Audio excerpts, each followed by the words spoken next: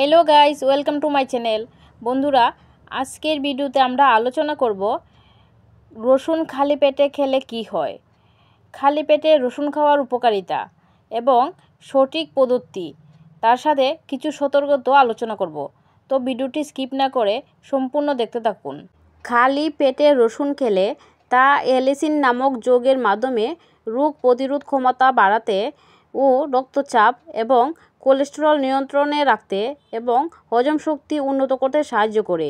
सठिक पद्धति हलो प्रतिदिन सकाले 1 থেকে 2 कोয়া काँचा रसुन चिबिए खावा अथवा मधु मिशिए ग्रहण करा, कारण चिबिए खेले एलिसिन सक्रिय हय। एबार जानबो खाली पेटे रसुन खेले आमादेर की की उपकार हय। नाम्बार 1, रसुने थाका ভিটামিন সি, ভিটামিন বি6, ম্যাঙ্গানিজ ও সেলেনিয়াম रोग प्रतिरोध क्षमता बाड़ाते साहाय्य करे। नाम्बार 2, एटी मोट कोलेस्टेरल और एलडिएल कोलेस्टेरलेर मात्रा कमाते एवं रक्तचाप नियंत्रण राखते सहायक।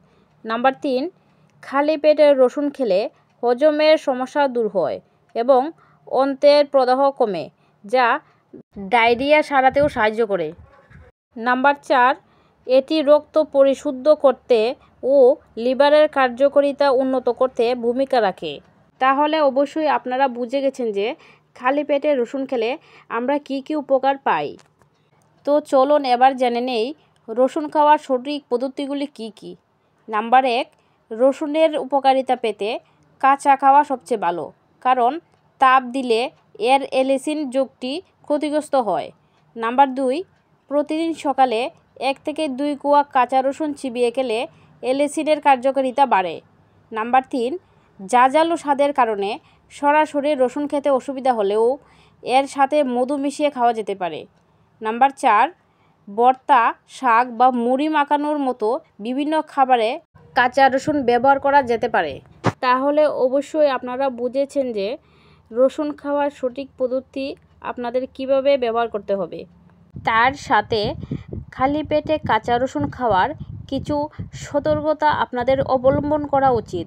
যেমন খালি পেটে বেশি রসুন খেলে গ্যাস্ট্রিক ও হার্টবার্নের মতো সমস্যা দেখা দিতে পারে, তাই পরিমিত পরিমাণে গ্রহণ করা উচিত।